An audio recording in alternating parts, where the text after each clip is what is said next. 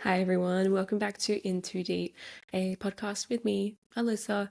In this podcast, we go a little too deep into everything feminism, from the 1970s and 80s anti-porn feminists to why do women these days think porn is feminist. This episode is a radical and intersectional feminist analysis of BDSM, which might seem a little bit random, but trust me, it's important. We'll get into that. Violent sex in general, actually, and how it is genuinely an epidemic caused by the ubiquitousness of porn and porn addictions in like every single man alive. I really hope to educate people with this episode because I feel like it is something that is just completely not talked about enough and also completely normalized and never questioned.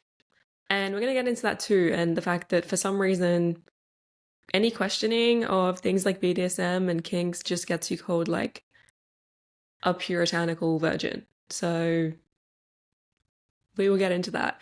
And also, if you happen to know any like teenage girls who you think would benefit from this episode, please recommend it to them because I wish I had this when I was a teenager because I didn't learn about any of this until I was like 20.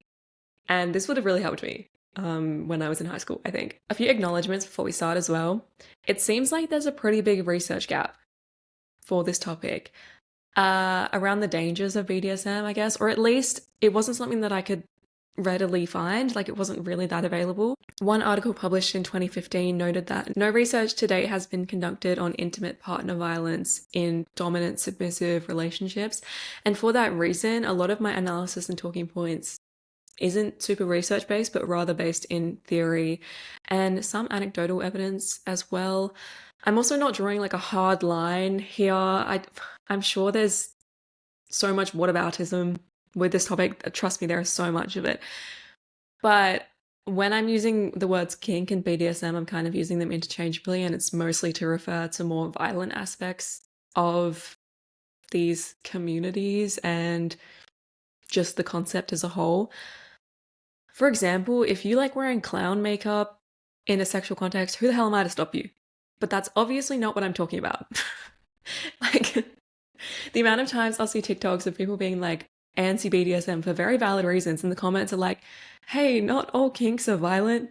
What if I like doing Twilight roleplay? I'm like, well, obviously we weren't talking about you. So just know whataboutism, please. Thank you. I find it extremely dangerous. This is really important to note that BDSM has become politically correct. And I think that's for the worst part of that is the sadism aspect. Someone who is aroused by causing harm to someone, and that is politically correct. If you look up anything anti-kink or BDSM just on Google, you will only be met with like extremely liberal sex positive results. It'll just be like, BDSM is about consent, like all kinks are natural and it's absolutely no shame. I even tried to look up, like, this is funny, but I was trying to look up like if there were any feminist books about, like specifically about being against sadomasochism, which first of all, there's very few. But I looked up anti-BDSM books or something and it just came up with, it came up with like smutty romance novels like 50 Shades of Grey. I was like, that was actually the opposite of what I was looking for, but thank you so much, Google. And the reason that I think this is so dangerous is because I even tried looking up, for example, for research for if couples who engaged in a BDSM kind of relationship were more likely to have domestic violence in the relationship. And tell me why I literally could not find anything. Like, I was just met with, no, BDSM and domestic violence are completely different and there is zero overlap at all and they're completely different. And the reason they're different is because of consent. Like, okay, that's not what I was looking for. And why I think that's dangerous is because there are so many women who are gaslit into being in domestic violence relationships under the guise of BDSM. And if you were a woman in that kind of relationship who was actively being abused, but because you're in like an abusive relationship that's very manipulative, it would be hard to know if you were going crazy or not. You look this up and then you're just met with, no, BDSM is perfectly fine. There's nothing wrong with it. Like, you're trying to get help in your domestic violence situation and that's all that comes up on the internet. That would be literally so disheartening. Like, in looking that up, I was just so shocked that there was nothing online about it without me having to dig like super deep into like specific like journal articles, which are obviously not on the first page of Google, which is mostly accessible to a normal person. So because I couldn't really find anything about it initially, I went to, guys, the best website in the world for support groups. I went to Reddit, and I genuinely felt like an undercover cop researching this. Like, because people in these subreddits, which are really pro BDSM and kinks, they sound like they need to be put in jail.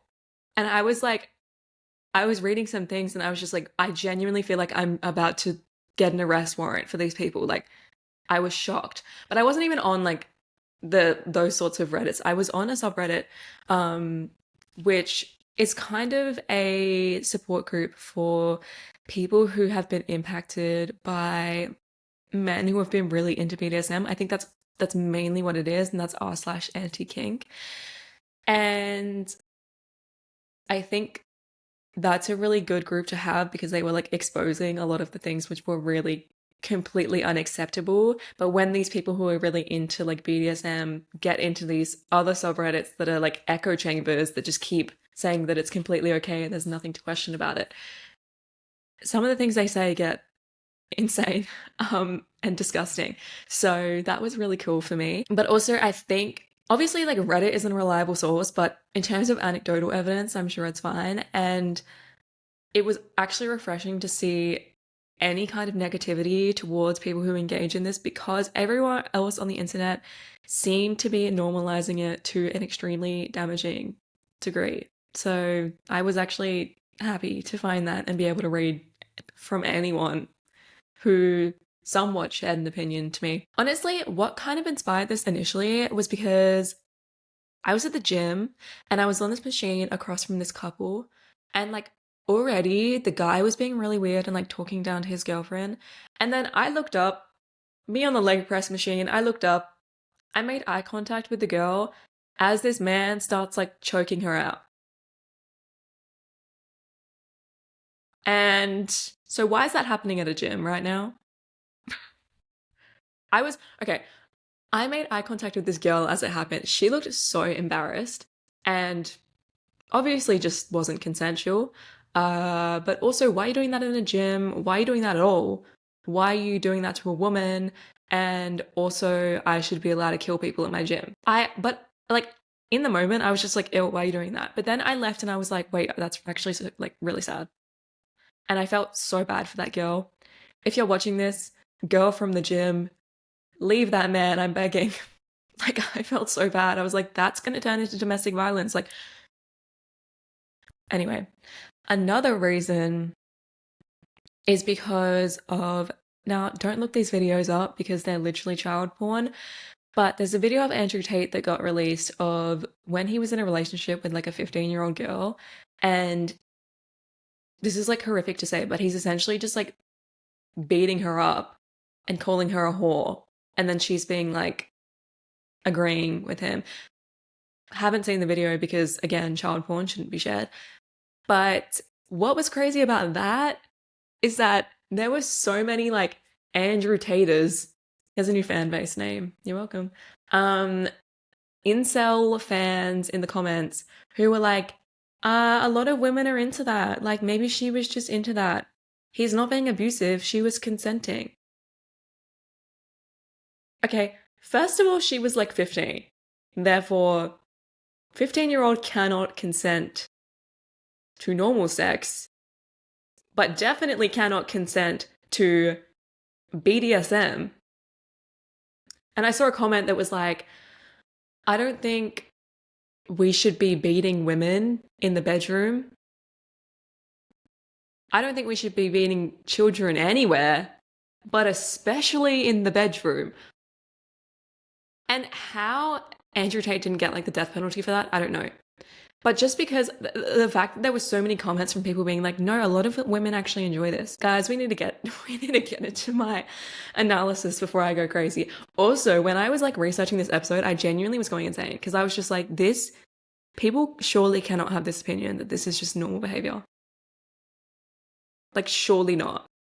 But it's literally politically correct on the internet to just beat up women during sex. So anyway, I also posted a TikTok about this because I was just saying, like, if a man can hit you in a sexual scenario, he can hit you outside of it. Like, isn't that just, that's really not that hard to understand.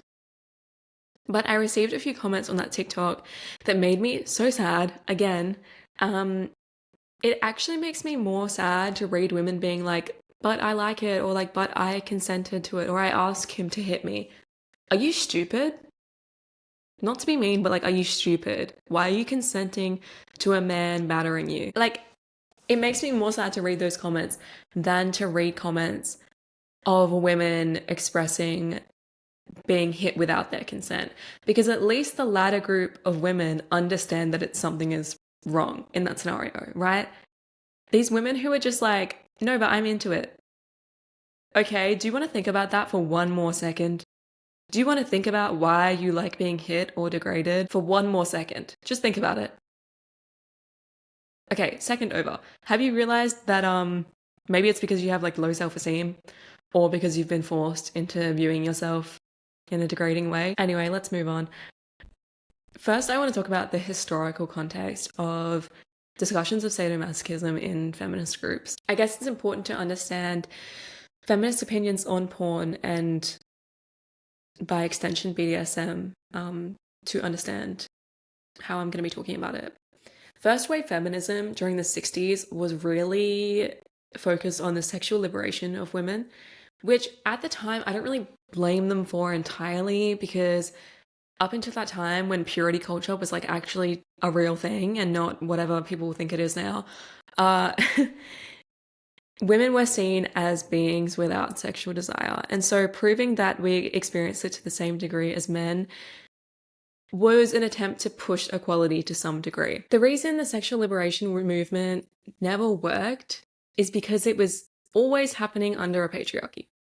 It was always male focused, and it actually probably played a role in allowing porn and the influences that porn has to get as bad as it is today, essentially. Because you cannot have the sexual liberation of women when the way that they're expressing sex is still under patriarchal expectations. Women historically have never been able to be sexually liberated because it's always been under the expectations of how men think women should act during sex. And I don't understand, that is genuinely the most basic idea, but for some reason liberal feminists, and obviously by extension liberal men who are like the worst people alive, seem to think that sexual liberation of women and denying women any kind of way they want to express their sexuality is Puritanism. Just isn't. But it wasn't possible to liberate women sexually without questioning desire itself, which was never done. I believe if Andrea Dworkin was still here today, she would have so much to say about the inability to discuss or attempt to have any discussions around BDSM or kinks in many like supposed feminist or liberal spaces. Like, you actually cannot say anything without being attacked. Because I'm struggling to understand why that is, and I actually wish like Andrea Dworkin was here to explain it to me, because we lost probably the best opinion on sadomasochism, unfortunately.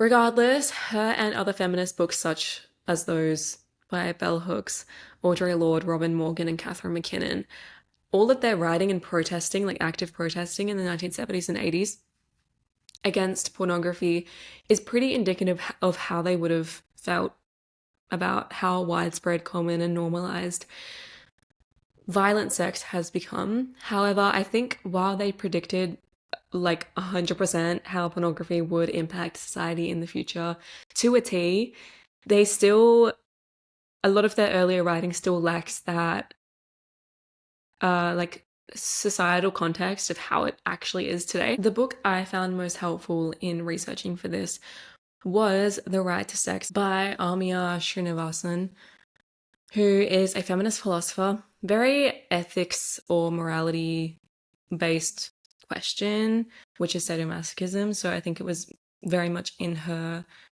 realm or her expertise in writing this book, and it was published in 2021. She collates theory from all different kinds of feminists and also her own opinions as well, alongside a lot of really good quality research too. The breadth of what she covers in these essays is really important and helps to understand different points of view historically and amongst feminist groups. In 1974, Robin Morgan declared pornography is the theory and rape is the practice. In the 70s, groups such as Women Against Violence in Porn and Media and Women Against Pornography were formed in America, with many subsidiaries being formed in other countries. They would go on to protest pornography itself, snuff films, horror films with rape scenes, etc. Anti-porn feminists of this era believed porn was the heart of misogyny. To quote Srinivasan, they believed it was the ideological scaffold of patriarchy, eroticizing, inciting, and legitimating male violence against women, and reinforcing the broader social and political subordination of women by men. At the time, I think most people just thought that these anti-porn feminists were crazy because they didn't see like how this form of entertainment would have any real world repercussions, I guess. They couldn't really fathom how big this industry would become and how big the effect could be. To this day, pornography is so normalized. And how many times, like, have we heard everyone watches it? Who's everyone? But also, the worst part is, again, that these anti-porn feminists predicted exactly how this was going to affect women and just were completely not listened to. The division of feminists into anti or pro pornography also isn't entirely accurate, even at the time for like feminists who were supposedly pro pornography. It wasn't exactly like a pro view, but rather that they thought it was a bad idea to legislate against it. When boycotts and protests weren't working, anti-porn campaigners in the 1980s turned to the state, which was fundamentally male in its outlook, and for that reason it didn't actually help with the so-called porn problem. For example, Robin Morgan admitted that the futility of turning to the law for help. She said, "I'm aware that a phallocentric culture is more likely to begin its censorship purges with books on pelvic self-examination for women, or for example, like lesbian poems, rather than the actual problem at stake, which is the male view of pornography and sexual material, not like literature." Do you know what I mean? And so at the time, it wasn't really whether we should or shouldn't allow porn, but rather how to deal with the so-called porn problem. Because obviously legislation didn't have the desired effect, but then protesting and boycotting as well weren't working either. I want to use an example I found out about from the book The Right to Sex by Amir Srinivasan, as I've said, about an Australian example, which is actually horrific, about how in 2007, John Howard launched an emergency intervention into a high incidence of child abuse in Aboriginal communities in the Northern Territory. The report called for increased social services and knowledge and acknowledgement of the way colonial violence and dispossession had shaped this very complex issue. And so obviously it was looking for a solution which was very multifaceted and could attempt to address this in a way that also acknowledged the historical and social and cultural context of these communities. Instead, John Howard staged a military occupation of the Northern Territory and banned porn. I don't even know what that had to do with anything, but sure. Australia is actually the 9th biggest consumer of porn on Pornhub, and we view videos tagged with rough sex 88% more than the rest of the world on average. Indigenous people make up only 3% of the population. I don't think that 3% of the population are the 88% searching rough sex on Pornhub. I fear it's probably like the FIFO tradies. However, there is no ban on the consumption of porn by white Australians. So, yeah.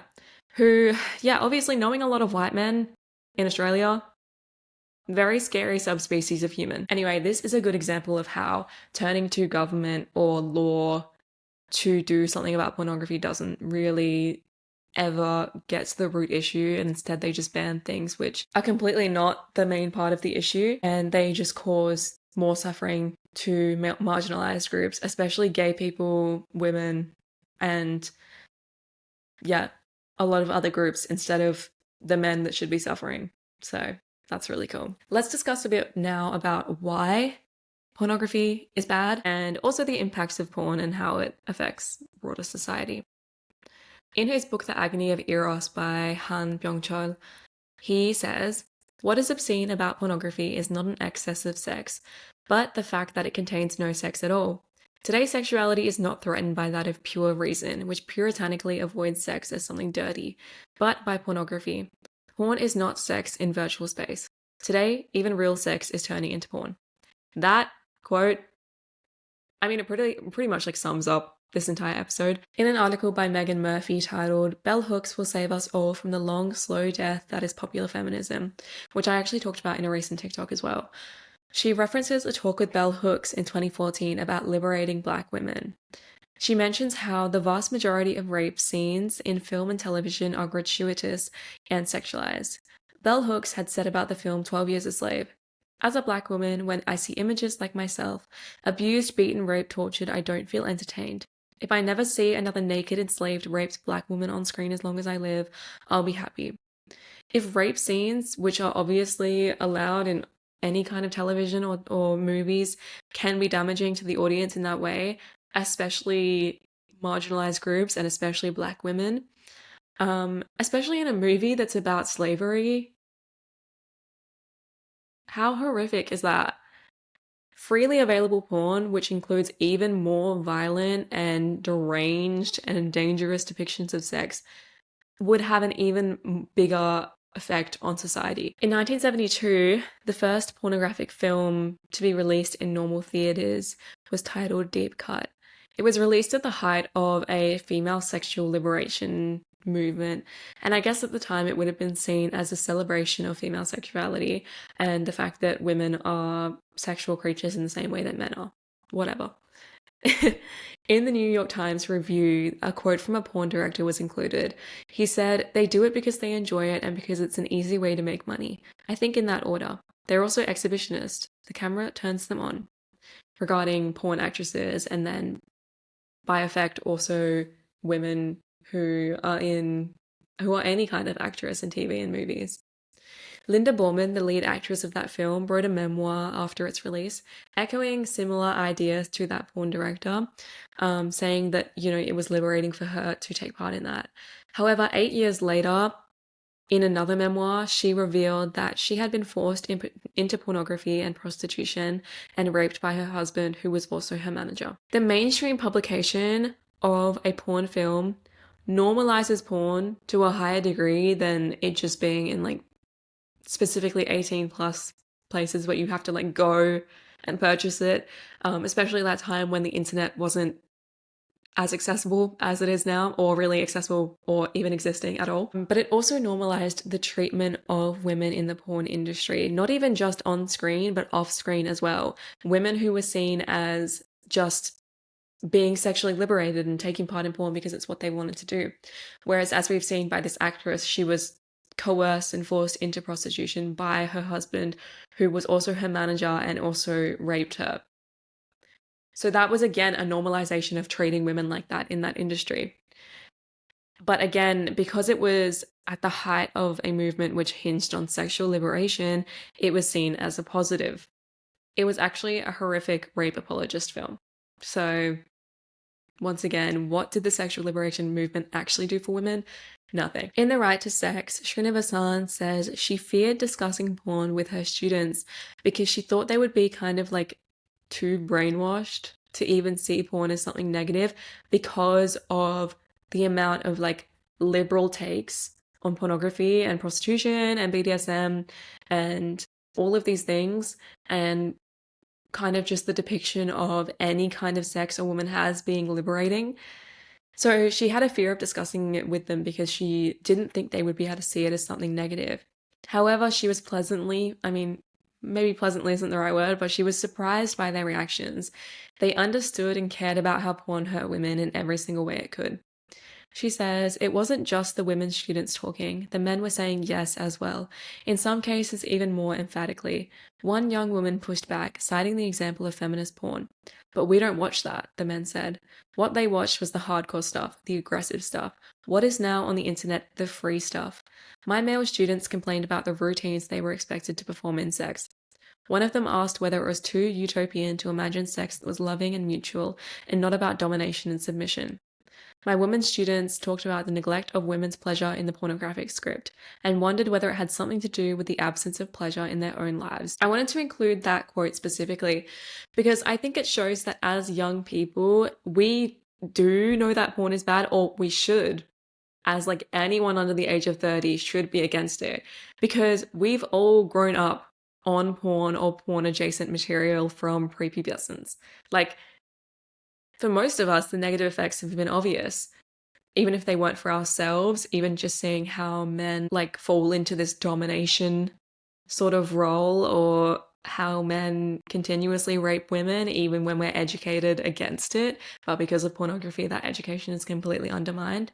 Or as women, how we feel the need to be sexual in order to get anywhere socially. Even if you look at female like musical artists, for example, without being sexual, they literally don't get anywhere. We as a generation are the closest to porn in the sense that it is readily available at all times to anyone of any age. And I think we understand it better than earlier generations. A 2012 UniSID study of 800 regular porn users found that 43% of them started watching between the ages of 11 and 13. This is obviously a crucial time for brain development and also for sexual development as well. Like, this is when puberty starts normally. As a child, you see a man hit a woman and on screen and think, yeah, I hit women in real life. And then you continuously watch videos like that from age 12 to 25 when brain development finishes. And maybe by then you might be like, this probably isn't that good of a thing, but by then your brain has already been so destroyed. And especially if you're not someone who intellectualizes these things, you're never going to think about why that might be bad, or why that might not be true, or why pornography isn't showing what is accurate to real life when you've grown up on it from such a young age when your brain like wasn't developed. There's no like critical thinking at that age. And then obviously that continued exposure just cements these violent tendencies in men's brains. And also women too. Women like eroticize their own pain essentially by seeing women in pornography and being like, well, if she likes it, then I guess I should too. Because you're like a 12-year-old and you have no critical thinking skills. She goes on to say that almost every man in that class would have had his first sexual experience in front of a screen. Almost every woman would have had her first sexual experience, if not in front of a screen, then with a boy whose first sexual experience had been. In that sense, her experience too would have been mediated by a screen. This is why any argument about any kind of sex not being influenced by porn is void. Because every single sexual scenario between young people currently is mediated by the omnipresence of pornography. And that's not really like something you can choose to accept or not. That's just fact. It's important to understand as well that I don't think there's a line that you can draw between what pornography is okay, what isn't degrading and violent, and what is obviously negative. Because even normal generic pornography is violent. People try to draw a line between which one is like ethically okay or not. Ethically okay pornography like doesn't exist. Srinivasan says, porn teaches men to hear yes when women say no, to disbelieve women who say they were harassed or raped, to see resistance as coyness and coyness as an invitation. The exercise of pornographers' right to free speech undermines women's own right to free speech. Porn is a kind of propaganda. And as I think Robin Morgan said before, like, rape is the theory of porn being put into practice. We talk about the negative impacts that it has very clearly on people of all ages, but that is realistically the desired effect of having women suffering on screen. It is again to push patriarchal expectations of sex onto men and women. It's not that like porn is having this effect without necessarily meaning to. That is also the desired effect of having pornography. Being exposed to an unhealthy depiction of sex wherein women are seen as naturally subservient is one of the main driving forces today, which keeps men misogynistic. In terms of like, obviously I've just talked about early introductions to pornography, but earlier introductions to BDSM or sadomasochism are important to discuss separately as well. In a TikTok by user Sister Separatist, she describes the early exposure of sex to particularly young women as a new trend in sexual harassment. Instead of listening to young women's discomfort around sex, or actually trying to understand why Gen Z engages less in sex, particularly women, we instead get called prudes or puritans, or puritans if you're under the age of 20. So that's a really nice term, which I've talked about before as well. Grown men and women online criticize young girls for not being open-minded enough about sex. And while this never happened directly to me, growing up on Tumblr meant growing up thinking BDSM was completely normal. Obviously, I was never engaged in any kind of spaces like that, but I saw it from the outsides and I saw how weirdly widespread it was in places like Tumblr. But as a teenager, I thought kink shaming was like one of the worst things you could do. Like, people put it up there with like Nazism and racism. They were like, you cannot kink shame. I don't really know where that came from, but anyway, obviously because I was growing up online where this was so completely normalized, I didn't think to question it because I was like 16. So I was just like, oh, okay. Yeah, these are completely normal things. And that thinking that is like pushed onto young girls was entirely influenced by grown people online effectively grooming teenagers into thinking that violent sex was normal. Not even that it was just okay if you wanted to engage in that, but that it was normal to engage in that, and not engaging in it would then be abnormal. Obviously, young boys typically learn this through porn and not Tumblr, but same effect really. One of the most memorable things surrounding BDSM on Tumblr was categorizing people into either people who engaged in kinks or people who were vanilla. The latter being used as an insult for people who refuse to be fun or explorative in the bedroom, meaning prudish and carrying a similar meaning to if you like called someone a virgin, but like as an insult. Sorry you don't think I'm cool, but if I wanted to have a physical altercation with a man, I would start a bar fight with a misogynist. I would not have sex with one. Like, why are you consenting to a man beating you up? Like, can we think about things? Anyway, the categorizing of people as either being into BDSM or not also backs up this idea that kinks and a desire to engage in BDSM is nature and not nurture, which I think is so dangerous, by the way. Desire, and by extension sexual kinks or BDSM, are not innate, they are created. If our sexual fetishes and proclivities, sorry, that just reminded me of Bob Catter. If our sexual proclivities were innate, then by definition we would be agreeing with the subordination of women being like just the natural order of things. Like, women are naturally submissive to men, which would kind of make the whole existence of feminism pointless. And I know that people are going to do like, what about men who are submissive? Shut the hell up. You are well aware that it's like over 90% of women who think that they are the submissive ones, or women who are the masochistic ones in relationships.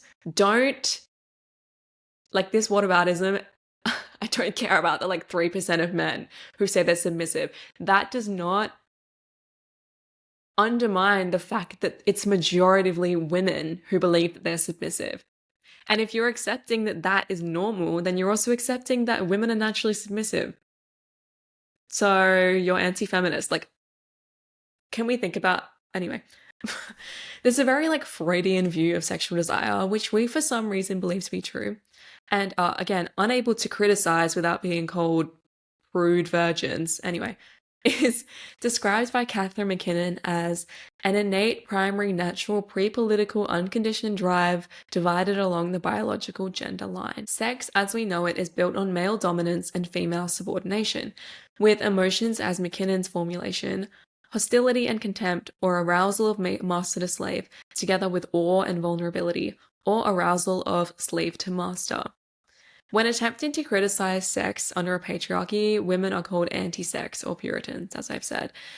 Those who call us anti-sex for criticizing patriarchal sex are themselves unable to view sex and its patriarchal influences as separate entities. They are unable to separate sex from the patriarchy.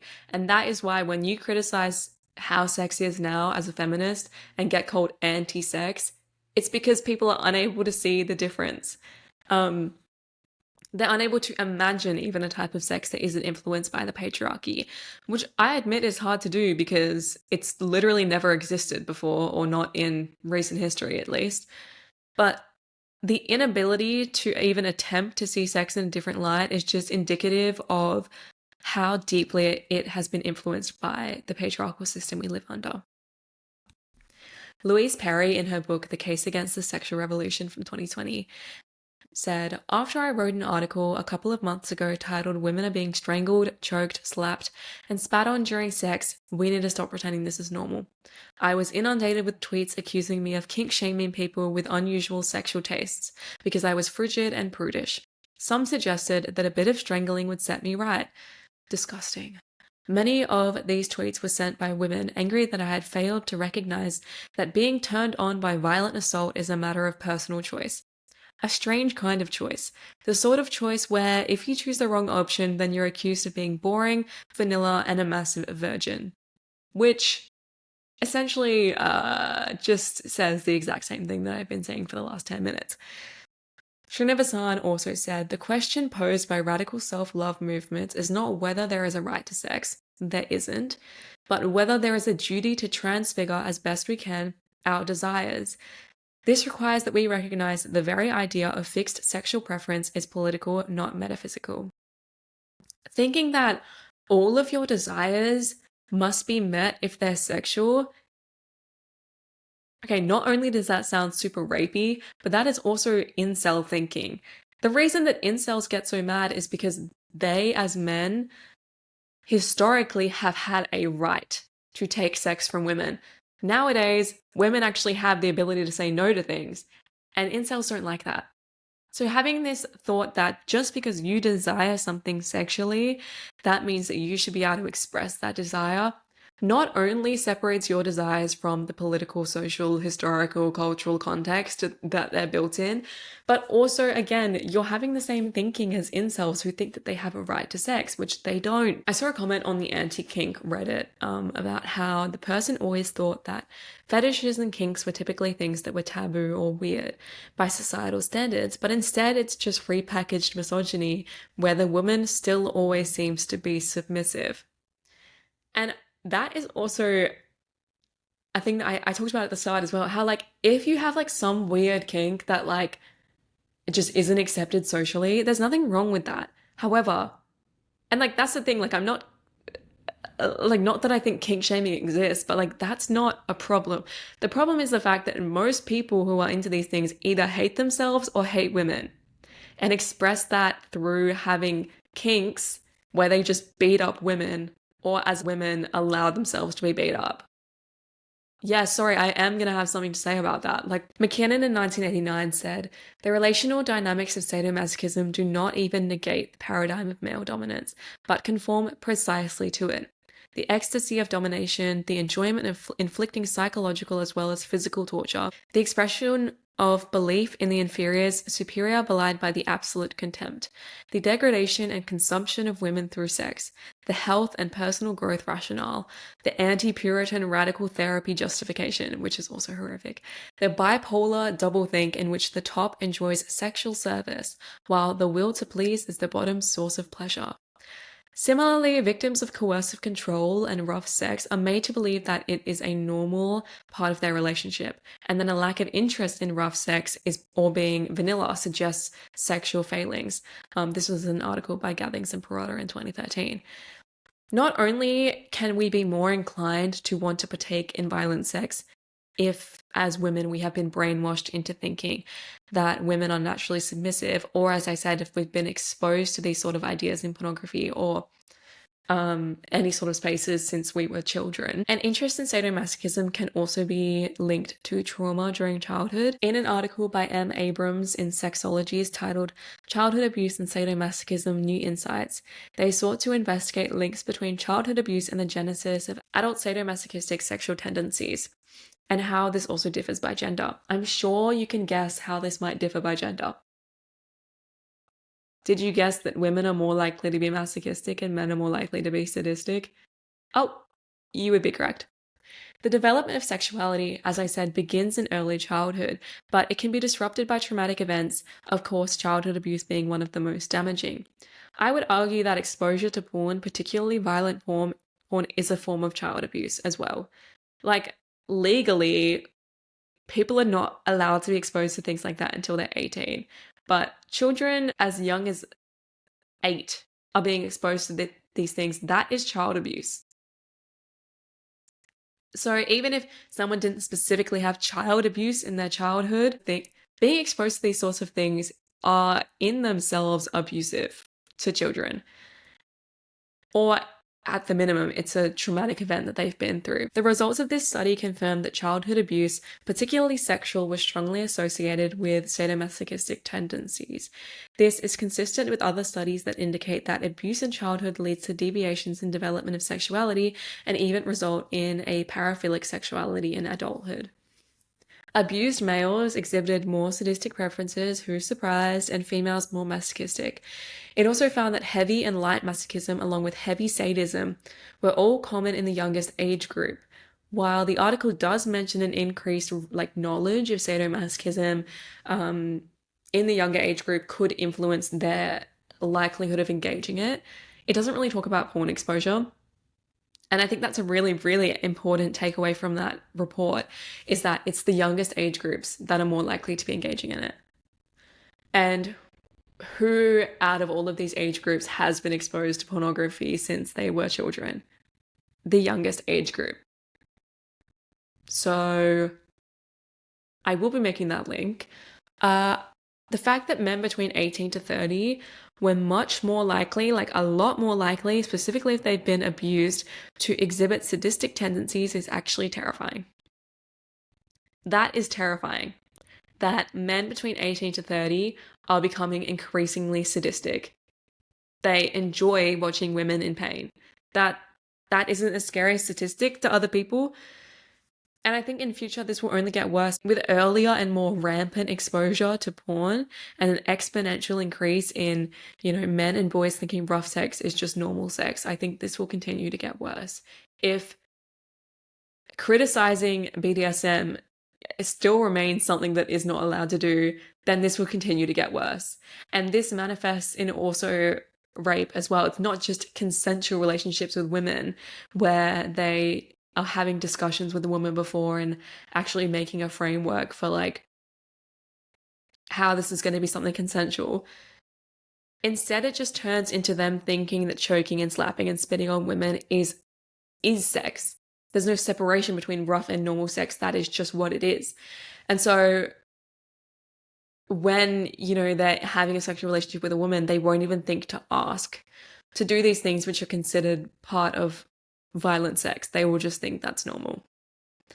We're going to talk about now why BDSM is so bad, which I know I've obviously already touched on already, but in that same article, the author said Hooks has been critical of sadomasochism, which has its roots in colonialism, slavery, and gendered violence, such as witch hunts, which is random, but something that it has become untouchable in terms of feminist critique because people feel judged. Bell Hooks said about 12 Years a Slave, imagine the film without the character Patsy, who this character, for context, gets raped by the slave master, I believe, because it's a whole sexualization and the S&M cruelty that she endures from white males and females. All of it gives a certain spice to the film. Do we have to have the black female dehumanized, tortured, raped, enslaved in order to have our entertainment? One of the biggest issues with BDSM that I recognize when attempting to research it is how dangerous it truly is, however, how untouchable It is, as I've talked about, from feminists to psychologists to sex therapists to rapist men. They will all defend BDSM and kinks with their lives. In the sarcastic words of the author of this article, we need our porn, we need our naked, exploitable, fuckable female bodies, we need our rape fantasies and our S&M. We deserve what it is we desire. Our culture is one of selfish individualism, greed, excess, and anything goes if it makes us feel good. Which again, is the problem with desire that I touched on already. For some people, or for some reason, people believe that if they desire it, it's allowed. But this desire isn't accepted for everything. We can never question it in sex because then we'll be promoting purity culture. But to be honest, like, I would love to never go to the gym. I don't desire to go to the gym. I desire to eat all day and do nothing. Should I do that? Probably not. Because I know that it would have negative impacts. And okay, this is really like, I understand if this maybe isn't that appropriate, but what about pedophiles? Pedophiles desire to have sexual relationships with children. Should they do that? No. Even if for some reason it's like an 18-year-old who is consenting, a 50-year-old man still should not be having a sexual relationship with that child. So, by that logic, if a man is attracted to hitting a woman and she consents to it, should he hit her? Let's have a little moment to think about that. No. As she mentions, the author of this article, sadomasochism has a very dark history, particularly in colonialism and slavery. It comes from the same history which continues to have Black women dehumanized and treated even worse in porn and other areas of the sex industry. Or, are they really consenting to that, or is it simply reflecting a desire deformed by patriarchal sex which is marked by white male domination? And this is not, I did not make this up. This is actually a common thing that happens. Men who are just racist, and then they say that instead it's actually a sexual kink where they like being the master of a Black woman. You can't just start excusing these things because they're in sex. If anything, it should be more inexcusable. Like, are we okay? In The Right to Sex, Srinivasan mentions a study conducted by the Center on Poverty and Inequality at Georgetown Law. It found that Americans tend to see Black girls as more sexually knowing and in less need of nurture, protection, and support than white girls of the same age. She uses the example of R. Kelly and how when he was being trialed for making a sex tape with a 14-year-old girl, in a 2019 documentary titled Surviving R. Kelly, one of the jurors, a white man of course, explained the jury's decision to acquit. I just didn't believe them, the woman. The way they dressed, the way they act, I didn't like them, I voted against. I disregarded all of what they had to say. This is, like, genuinely insane. Just because of the way that these Black women acted and the way that they dressed, he didn't like them. So he immediately sided with R. Kelly. What? How is he allowed in the jury? Like, that seems like a conflict of interest if you're a racist.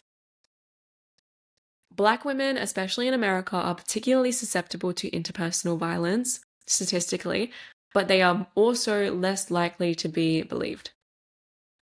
So they carry the brunt of sexual violence against women, which is, again, as I've said, pushed forward by the porn industry. So supporting an industry like that also has ties with racism. And as I said, BDSM has its roots in colonialism and slavery. I don't understand how people who are supposedly like socialists or liberal and then are also still for kinks being socially acceptable or porn being socially acceptable, they are so innately linked with gendered violence, slavery, colonialism, and just a hatred of women and other marginalized groups. It's inseparable from these things. Alice Walker, the The author of The Color Purple, I believe, wrote that the ancient roots of modern pornography are to be found in the almost always pornographic treatment of black women, who from the moment they entered slavery were subject to rape as the logical convergence of sex and violence. Sex and violence should never be connected. But for some reason, that logical convergence, as she said, and that is why rape inflicted against black women during slavery was so common, because for some reason people inflicted that subordination, that forced subordination through slavery as sexual subordination. And that is still seen today as societal forcing of submission onto women as then being forced into sexual scenarios as well. The origin of BDSM, while important, is somewhat unrelated to how popular it has become today. Because the reason for that is because it has been popularized and normalized by pornography. And that's where the majority of people will see it for the first time. Many people argue that porn and by proxy BDSM and kinks have existed forever. Which, if you know me, you know just because it existed forever doesn't mean it's okay. I don't accept that reasoning, ever. Back then, things were even worse for women. Why would we want to use like a historical context where women were treated even worse, particularly black women when slavery was still allowed, and be like, yeah, but these things have existed forever.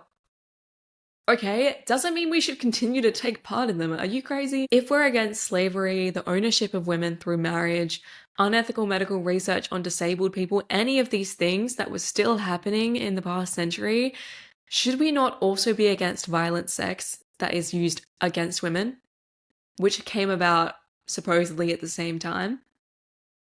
A tweet went viral in February of, okay, this is what the author of the tweet thought. He said it was a supposed 3000 BC carving into some kind of dinner plate or something of pornography in an attempt to prove that we've always been sex obsessed as a society. User Femme Federation, who is an art historian, quoted that tweet with, "This is a Roman oil lamp depicting a rape scene between a Roman citizen, male, and an enslaved prostitute, female. This can be inferred from her hairstyle, a demeaning pose, and the fact that her eyes/gaze are below that of the male's, visually implying female inferiority. In attempting to argue for the normalness of porn, this user has used an instance of rape," which in itself is actually a really good example of how porn has existed forever, because it has always been about rape and forcing women into submission. In attempting to be sex and BDSM positive, ignoring historical fact and the roots of sexual violence, we risk accepting particularly racism and misogyny, but also ableism, transphobia, amongst other forms of oppression as simply sexual preferences. Even at like the surface level, men who have a racial preference, women who have a racial preference, men who only like women who are a specific childlike proportion, women who only like men who are much bigger than them. That is all disguised as a sexual preference when really it is just like, it is how our desires have been shaped by the expectations that are put onto us. And that's why, again, I said desires are not fixed, they're changeable. I understood this again really well through Shuneva San's writing, but I'll rephrase it a bit. Porn displays the fuckability. She uses this term fuckability, which I think is actually a really smart term to use, of the hot, skinny, big tits, Pamela Anderson white girls, or the orientalized, submissive 5-foot Asian girl, or the childlike frame or proportions or teen girl, the fuckability of those sorts of groups. Conversely, the unfuckability of black women and Asian men, the fetishization yet fear of black men, the disgust towards disabled, trans, and fat people. These expectations about sexual attractiveness are political facts. Watching and accepting porn as normal, therefore, also says that these political facts are not political at all. They're not shaped by our society at all, but rather they are entirely innate and naturalized. So in accepting that these things like kinks and BDSM, which are usually just representations of things which are already dangerously normalized outside of sex, you're also accepting those things as being innate. And in that case, it would also be useless to have any kind of anti-racist movement, any kind of feminist movement, any kind of movement to help disabled people.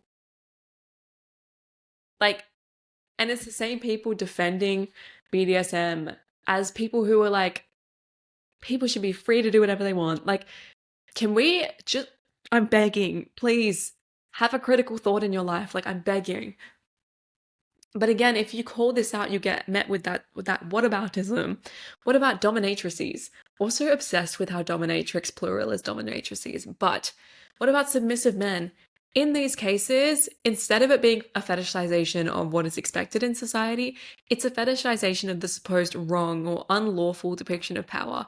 It can be just as damaging as the power imbalances you normally expect between women and men. Like, you're just fetishizing damaging power imbalances. And in general, I would argue that power dynamics in relationships are bad. Particularly romantic relationships. Again, as I said, I posted that TikTok about how if a man can hit you during sex, he can hit you, period. He can domestically abuse you if it wasn't already domestic abuse through the consensual hitting of you. I had a woman comment that because she's a lesbian and another woman hits her, it's okay. First of all, why do you want another woman to hit you? I don't care if it's a man or a woman, why do you want someone to hit you? Think about that for a second. What's important to recognize is that the problem with BDSM is the power dynamic. And people will argue, yeah, that's the point of it. Doesn't make it okay. Like, yeah, of course, it typically manifests as a dominant man, submissive woman. But gender and sexuality are actually not really important. An imbalance of power during sex will not just be limited to sex, it will leak out to other parts of your relationship. Most people will argue that a power imbalance in a relationship is bad. But then for some reason, it comes to the sexual part of that relationship and they're like, yeah, BDSM. Like, are you stupid? It's not going to be restricted. Like, you can't compartmentalize the sexual part of your relationship as separate to other parts of it. They're connected. And so that power imbalance in the sexual part of your relationship will also be present outside of it. As intersectional feminist Audre Lorde said in I Am Your Sister, Collected and Unpublished Writings, she said, sadomasochism is an institutionalized celebration of dominant-subordinate relationships, and it prepares us either to accept subordination or to enforce dominance, even in play, to affirm that the exertion of power over powerlessness is erotic. Empowering is to set the emotional and social stage for the continuation of that relationship, politically, socially, and economically. Sadomasochism feeds the belief that domination is inevitable and legitimately enjoyable. It's to the point where, as I've said, people are unable to see sex or to be aroused without a power imbalance. And that's, again, why feminists who are against these sorts of things get called anti-sex, because people are unable to see sexual relationships without a power imbalance, which is inherently damaging and harmful. As Manisha Decker said in 2007, because of their enculturation into a general overarching sadomasochistic patriarchal culture, women are unable to conceptualize their femininity, sexuality, and desirability to a man in a relationship of equals. Instead, they rely on a relationship of dominance and subservience, both to be aroused and make themselves desirable to men. The contention is not that women who prefer the masochist role sublimate their sexual desires to those of their male partners, but rather that practices and discourses of gendering have socialized them to eroticize violence and can have constrained their ability to formulate sexual desire outside of traditional patterns of male dominance. Absolutely. Women, in order to have some kind of power or some kind of perceived power sexually, or make men desire them or be sexually attractive to men, have learnt to eroticize their own subordination. And in relationships like sadomasochistic relationships, they have learnt to eroticize and be aroused by someone else inflicting violence on them, by their own pain. That is not a normal behavior to have. That is something that you have either been pushed into by things that you've seen online, or it has been an effort by yourself to eroticize your own pain in order to be sexually desirable. to men. BDSM has also led to the deaths of multiple people. In a Vice article titled, "The BDSM community is worried about changes to the domestic abuse bill" by Alice Snape.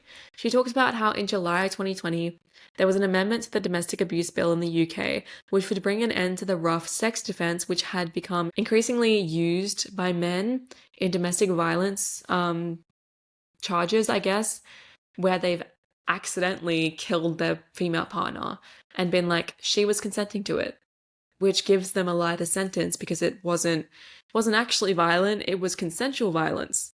Whatever the hell that means. This new legislation states that consent can never justify grievous or actual bodily harm, even if it was perpetrated for the purposes of sexual gratification. Obviously, this is a huge step forward for victims and survivors of domestic violence, particularly those in relationships of domestic violence disguised as BDSM relationships, or for women who are coerced into violent sex. People in the BDSM community expressed concern over this legislation. Actual bodily harm can include things like bruising, scratching, and bite marks, which means many forms of BDSM would be illegal. Expressing concern that a law has been passed to protect victims of domestic violence because, but I can't partake in violent sex anymore. Guys, what the hell? I can't be into BDSM anymore because they changed the laws. Like, this is against my human rights. Shut the hell up. Like, are you actually serious? That is abhorrent. Like, there's no way else to look at that. There is no need for you to engage in these things. Like, you're doing that for your own desires and free will. A law passed to protect women who are victims of domestic violence, and you're taking offense to that? Did I not say that the BDSM community hated women? There's your example. I don't agree with the author of this article at all, by the way, because she literally says like something at the end being like, why do we have to have hate against BDSM groups just to have rights for women? I don't know, because BDSM is inherently against women. Anyway, she mentions a case in 1996 wherein a supposed consensual dominant submissive relationship in a marriage, I think. Can you guess which person was the sub? The woman? Yeah. The husband branded his initials onto his wife's butt. Like, branded her like a cow. Oh. Can I recommend you The Sexual Politics of Meat by Carol J. Adams right now? And it got infected and she had to see a doctor who reported her spouse to police. Apparently, against her wishes, he was charged for assault. This is so fucking stupid. If you're going to do something to your wife that can cause an infection, you should be charged for assault. I don't care if it was consensual because she could not consent to an infection that could have been life-ending. In the same way that men choking their female partners and accidentally killing her, she could not consent to dying. I feel like people who are like whataboutists will be like, what about euthanasia? I hope you can see why that's a different thing. There are hundreds of other cases of men killing women and using the rough sex defense. On the website, We Can't Consent to This, the creators of it launched the website because they were extremely concerned about the normalised violence against women in sex. And they just have a list of women on that website who have been killed during supposed violent sex, like relationships. I also think it's entirely possible that they didn't even have a BDSM relationship and then the man was just like, no, I swear she consented. Imagine you get killed by a man and then after your death, he tries to tell everyone that you were into BDSM. Like, that is horrific. So I'm going to get into the arguments now of like the arguments that people use to explain their pro-BDSM stance, with the most common being that it's different to abuse because it's consensual. We're going to go back to Srinivas here. She said that when we see consent as the sole constraint on ethically okay sex, we are pushed towards a naturalisation of sexual preference in which the rape fantasy becomes primordial rather than a political fact.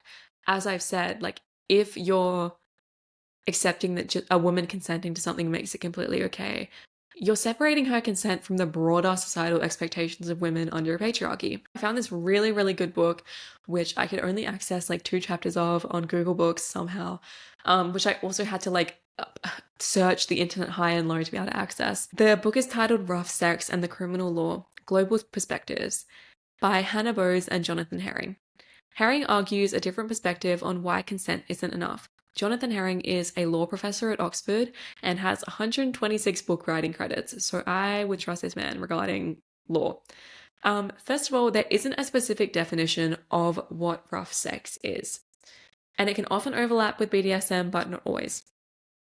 One difficulty, which is probably pretty obvious, is that there is a gender distinction between what women define as rough sex and what men define as rough sex.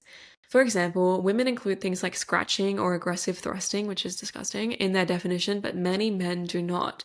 So men would be, not that men really know what consent is anyway, but they would be less likely to ask for consent to do things that they believe are part of just normal sex and aren't rough parts of it, because they think it's just normal. So they don't need to ask consent, or they don't need to ask like secondary consent to go further with these things, right? Herring goes on to talk about how common domestic violence is. About 1 in 3 women globally report they have experienced some form of physical or sexual violence. I would guess this is a conservative figure, because once again, the definition of domestic violence can be changeable depending on the country or depending on the woman as well, who might not know that she's in a domestic violence situation, or might have just learned to accept that, or feel like she deserves the abuse. Herring defines the 3 distinctive wrongs, or the 3 distinctive parts of a domestic violence relationship, as including coercive control, intimacy in the relationship, and patriarchal structural inequality. Domestic abuse reinforces other social structures outside of the relationship that inhibit women's access to places of power and then replicate that disadvantage in the outside world within the domestic context. Herring makes 4 key points about the overlap between domestic violence and BDSM, or rough sex relationships. He says that non-consensual rough sex is a hallmark of coercive control, that consent is commonly presumed to rough sex, that rough sex is now an expected part of a sexual encounter, and that rough sex regularly draws on discriminatory tropes. When it comes to choking, for example, which I think alongside hitting has become a normal part of sex for men that they don't even think to ask before doing it. In a survey of those attending a clinic for non-fatal strangulation, 96% of them were female and 98% of the perpetrators were male. Stansfield and Williams in 2021 concluded in a study that non-fatal strangulation between intimate partners represents an extreme, controlling form of violent behavior, increasing the risk that intimate partner violence becomes lethal. There is no safe way to choke someone. Let me just note that as well. Like, you can be unconscious in like 5 seconds if your blood supply is cut off to your brain. And also you can suffer from brain damage. Women, why are you letting men choke you? Men who literally cannot be trusted to know how to use a washing machine or know how to clean up a spill on a counter, and you're trusting him to choke you safely? Okay. Sadism and coercive control are based in precisely the same mindset of complete ownership of women and entire submission of a woman to a man.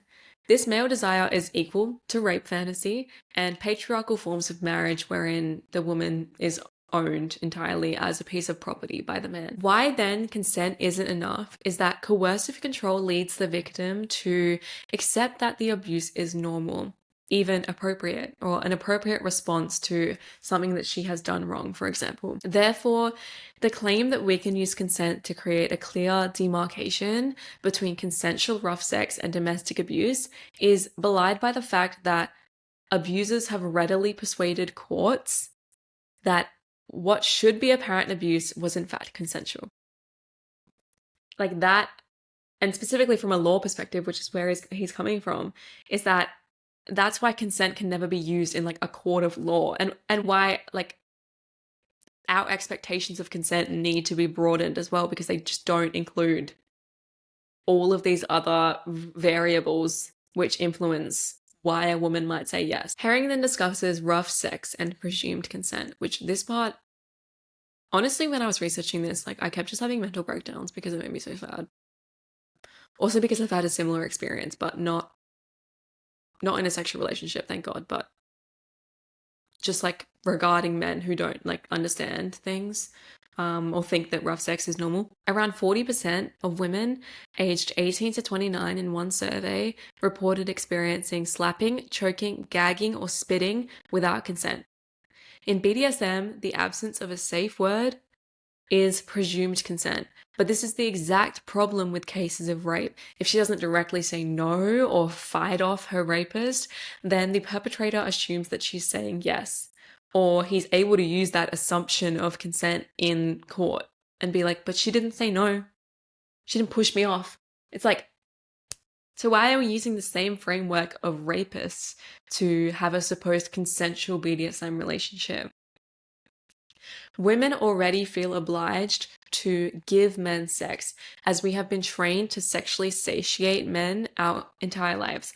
Saying no or using a safe word during the activity is unlikely, even if we're uncomfortable, for either a fear of retaliation or just a fear that the man will be disappointed, because we've been trained to not disappoint men. Yeah, and that's why consent in that sense is not all encompassing, because it doesn't take into account so many other things. I saw a TikTok recently of, I think, a woman who was helping women who had been victims of sexual violence.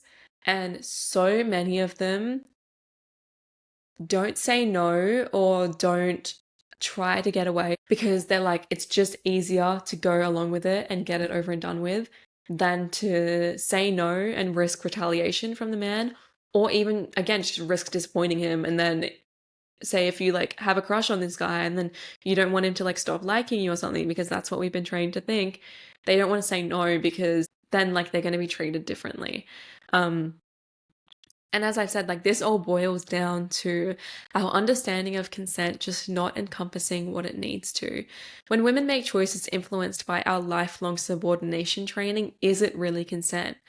As Melissa Farley, an American clinical psychologist, researcher, and radical feminist, said in 2003, as women, we are taught that love is selfless devotion regardless of the pain suffered. We believe that love is pain because we keep getting hurt. Women are taught not to believe our senses or our intuition. We are taught to believe that pain, suffering, and humiliation are challenges which we should look forward to because they teach us the important things in life. We've learnt to consent to subordination, even become culturally enthralled by it. Sometimes people with trauma as well are not really mentally well enough to consent. And it is people with trauma who are more likely to engage in dangerous BDSM relationships. And that's why, as I've said, some people compare BDSM to the likes of pedophilia and bestiality because, I mean, mainly, of course, the more like really extreme forms. For example, in Drea Dworkin's Heartbreak, she mentions how people use the same argument to defend child sexual assault and BDSM, and that being, you know, it's just the way I am. I'm just a pedophile, like it's just the way I am. Which, as we've already discussed, is not true. Your desires are shaped by something. Like, those desires are not innate. And if you accept that those desires are innate, then you're also accepting that women are naturally submissive. And for example, this is also, if you guys don't know about this, it's kind of disgusting, but consensual non-consent in BDSM, aka consensual rape, which, yes, is an oxymoron, people try and defend that as just being a kink. As a woman, I understand having that because, again, as I've said, women have been taught to eroticize their own pain. But eroticizing the concept of rape is dangerous not just for you as the woman who is letting a man simulate rape against you, but also it confirms to the man that women are aroused by rape. And it's the same with other relationships where women consent to being choked or hit. That man then thinks that all women enjoy this. So while I think most of these women are victims, there is also some degree of them just not thinking about why this could be something that teaching a man to do is bad. I had another comment on my TikTok of a woman being like, what about if I've asked my boyfriend to hit me and he initially didn't want to, but then after we talked about it, he's willing to try? And like, I was just like, I didn't even know how to reply to that girl, like, whatever. But someone else replied for me and was like, this sounds like you're training your boyfriend to see like being violent towards you to be aroused by that, which is not only bad for his well-being because now he's gonna like start being turned on by like being violent towards a woman, but it's also bad for your well-being as the woman because you're just enforcing these ideas further and further that women should be aroused by violent actions against them.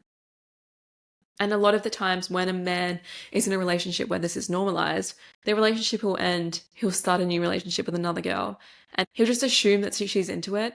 And even if she is or isn't really important, because if she isn't, she'll usually change how she is, or she'll force herself to be aroused by it.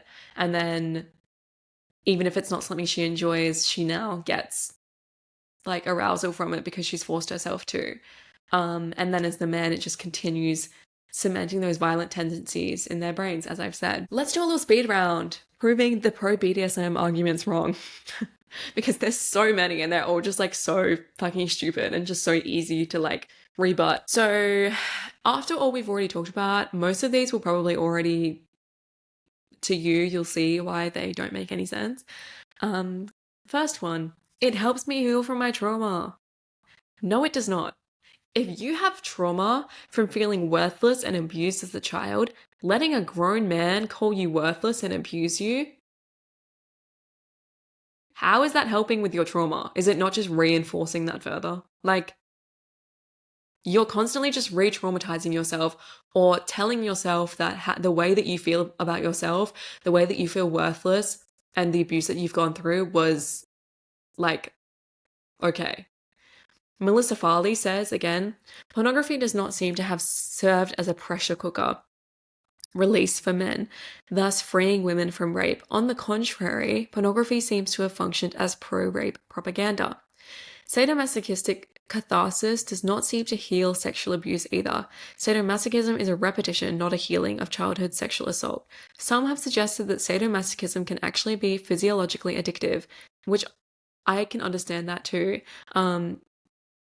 Even like pornography, it's not on the DSM-5 or whatever for an addiction, which, okay, maybe it might not be like exactly what an addiction is, but it's completely unimportant to focus on whether it's an addiction or not when very clearly it has negative impacts. Like, you're focusing on the wrong thing here. I have heard women describe themselves as being in recovery from sadomasochism, the same way they speak of alcohol addiction. Perhaps the physical addiction to certain kinds of trauma begins with complex physical reactions to prolonged abuse in childhood, which is then rekindled in adult sadomasochistic relationships. That was pretty much a rebuttal for me for that argument. Next one, but I ask for it, or but I consent to it, or but I like it, or but I want it. You know what I mean? That doesn't matter. First of all, you have been trained to want that, so you're not in the wrong, and I wouldn't shame you for that, but you can also heal from that and not be into that anymore. That is entirely possible. But the main problem with that is that a man should not feel comfortable doing that to you. Any form of violence against women should make a man uncomfortable. It doesn't even have to be violence against women. Men shouldn't want to be violent to other men either. Like, why is it suddenly okay when it's in a sexual context? I have like 3 male or non-binary friends who have girlfriends, and they have told me that like hitting, choking, or being aggressive towards a woman would make them extremely uncomfortable, as it should all men. Like, you have to be fucked in the head to be aroused in this situation. I actually saw an article on Substack, I can't remember who it was by, but she was talking about like how to still have a relationship as a woman in this kind of political environment, I guess. And she was saying that if a man can maintain an erection while he is being aggressive to you, that is not a safe man to be around. And like, that's just put it so simply, like, exactly. Another argument people have is it's playing a role, like it's not real. We're just like, it's just play. Like we're just playing a role. It's not really us. One good example for why that doesn't really make any sense is the amount of actors who have trauma from being in very traumatic roles. I think it happened to Tom Holland. I actually don't remember.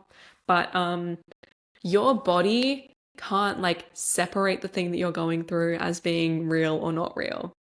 Like you're still having the same physiological response to, say, if you're an actor and you're in a scenario where you're like going through a severe amount of trauma and you have to like scream and cry or something. Like your body is still going to be perceiving that as screaming and crying. Like just because in your mind you know that it's not real, it's still having an effect on your body. Cheryl Hannah, in her article Sex is Not a Sport, Consent and Violence in Criminal Law, says that reenactments could actually be seen as a form of hate speech as well. The language of S&M, slave, master, bondage, domination, may have a particular meaning within consensual sexual activities, but it derives from a history of legal racism and slavery. It is important to understand the multiple and complex meaning of these concepts, and why, for some at least, the whole notion of S&M could be considered dehumanizing when examined within a larger cultural context. Which is exactly right. Like, okay, you're playing a role as a master and a slave, but like, I don't think you should be doing that. Like, that's horrible. And the main problem with that is that you should not be aroused by being a master or a slave. And also just think about it, like culturally and historically and socially, and like you can't separate it from these things. Also, another disgusting example, people in BDSM relationships who have daddy and little girl relationships, that's a pedophile. You want a woman to dress up like a child or like a baby, and then you're aroused by that, you find that attractive, you're a pedophile. Sorry, there's actually no other way to say that. Like I don't really know how people even intend to defend that. Another example of a argument against it, but aftercare. To explain what that is, it's like after they have this like extremely violent and like scary situation of BDSM, afterwards, the like dominant one will just like, will then be like, oh no, like, yeah, I didn't mean any of that or something. I don't know. That's exactly how abusive relationships work. A man will punch a hole in the wall, or he'll hit you, or he'll throw something at you, and then the next day he'll apologize profusely, he'll buy you gifts, he'll do all of these things for you, and then the cycle would continue over and over and over again. That's just an abusive relationship. Like, how are we defending that? Another argument is, but I'm a lesbian, but I'm gay, but it's a woman hitting me, not a man. Yeah, but you still live under a patriarchy, so you're influenced by it. As Melissa Farley says, while lesbians who are into sadomasochism define themselves as lesbian, their sadomasochistic practices are bisexual. Sadistic and masochistic attitudes and behaviors among lesbians, in fact, are a good example of how we internalize abusive ideas just like everyone else does. We're seduced by male domination because we see that that is where power lies, yet we delude ourselves if we think it is possible to play the rapist without becoming the rapist. It doesn't matter if you're a woman being dominant towards another woman, you are expressing ideas of male dominance. It doesn't matter that you're a woman, because all of that idea of BDSM is built in the like ownership and domination of women. So you inherently take the male role in that. If you're taking part in these sorts of scenarios, it doesn't matter if you're both women or if you're both men, it's the same thing. Another argument, I'm naturally dominant. Men love to say this one. Actually, no, you're just a guy. During BDSM, men who feel weak in their own lives can instead feel like they're in control, but this dominance doesn't actually translate to anything in the real world. Like, you're probably still a loser in real life. Yeah, so playing a role as like a dominant man who beats up women in the bedroom, you're still a loser, so didn't actually help, did it?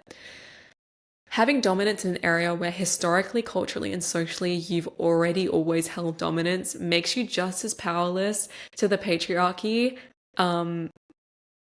to anyone else who lives under it. Real strength and power would come from rejecting power dynamics altogether. It's also the same as like men who are given so much power in their everyday lives then think that they have the right to power over women during sex too. Like it happens both ways. But like you shouldn't have power in real life either. Hello. Okay, we've got 2 more arguments to get through. My kink isn't violent though. Not all kinks are violent though. Okay, well then that's not a kink. Like, that's not what I'm talking about, clearly. Like, when I'm talking about how choking is bad and that's why I'm anti-kink, and then people are like, what about a praise kink? Oh, so you like someone being nice to you? That's just called being normal. Our language has been so pornified that even normal things are turned into kinks. Like, normal, ethically, very okay sexual things are referred to as kinks. Like, that is clearly 1, not what I'm talking about, and 2, not a kink. Like, what? There was another argument that actually was posed in the Right to Sex. I think Andrea Longchu, who I've talked about before, she's the author of Females, which is kind of like discussing why transgenderism exists under like a gender critical sort of lens, but she's a trans woman herself. She kind of replied to Amia Srinivasan's writing in saying that we shouldn't moralize our desires. It's kind of saying that like just because like our desires don't necessarily have to align with our morals, but I wouldn't even necessarily agree with that, because if it was something that you really felt morally about, then your desires would align with it. But also I would argue that it isn't moralizing, but it's rather emancipating yourself from the patriarchal expectations of sex. Like, it's not like you're like, oh, I should make sure that this lines up with my morals. It would rather be exploring sex in a way that isn't influenced by the patriarchy. That is a more clear sense of what it actually is. I'm going to end this like really quickly because I don't even know how long this is. It's going to be like so long, but quickly, like, what would a truly liberated and radical expression or acceptance of sex look like? The question we kind of need to ask, and that is posed in the essay Lust Horizons by pro-sex feminist Ellen Willis, is what would women's sexual choices look like if they were really free? Her ideas ask feminists to have free sexual choices while also seeing why anti-sex feminists have always said sexual choices under a patriarchy are not free. Srinivasan suggests that in our rush to do the former, feminists forget to do the latter. What a truly liberatory feminism needs is to fully exercise the radical feminist ambition to stage a political critique of desire, she also says. One good book to start with this, I think, would be The Will to Change by Bell Hooks, because while oftentimes it is women who ask for these things to be done to them, it is still men who are choosing to do them. This book is like the best place for men to start with an introduction to feminism, because it is a book that's written for men. Bell Hooks says, men come to sex hoping that it will provide them with all of the emotional satisfaction that would have come from love. Most men think that sex will provide them with a sense of being alive, connected, that sex will offer closeness, intimacy, pleasure. And more often than not, sex simply does not deliver the goods. This fact does not lead men to cease obsessing about sex, and instead intensifies their lust and their longing, which is obviously a problem with incels. But that's the thing as well. Men are also victims of being under a patriarchal expectation of sex. And so it's not just women's or men's like role to do something to change this. It has to be everyone. In an article by Celeste Davis, she talks about how many married straight women assume they're asexual because even if it's not like a violent relationship, it's still a bad sexual relationship, where she says about a sex that is kind of emancipated from patriarchal expectations. Women would feel equal freedom to be the desirer rather than merely the desired. Men would be the receiver equally as he is the pursuer. Your sexual desirability would not be determined by the degree to which you resemble a 16-year-old with big boobs, a tiny waist and baby skin. You would be deemed worthy of desirability simply because you are. You wouldn't need to pluck, lose, fix, suck in, freshen up, or alter anything about yourself to arrive at a sexual encounter and be seen as sexy and worthy of experiencing sexual pleasure. There would be no pressure to perform, only to be present, only to enjoy, only to have fun, only to rejoice in each other and yourself. I've also left a reading list in the resources, but contact me if you need access to anything. I'm trying to wrap this up quickly because this has been going on for a long time. Let me know what you guys thought of this episode. It took a lot of effort to put together. and I hope that you've been able to listen this far, even though it's literally so long. I will see you next week with an episode about working in retail as a woman. A little less heavy of a subject, but I will see you next Saturday. Hope you have a lovely week. Thank you for watching or listening, and goodbye.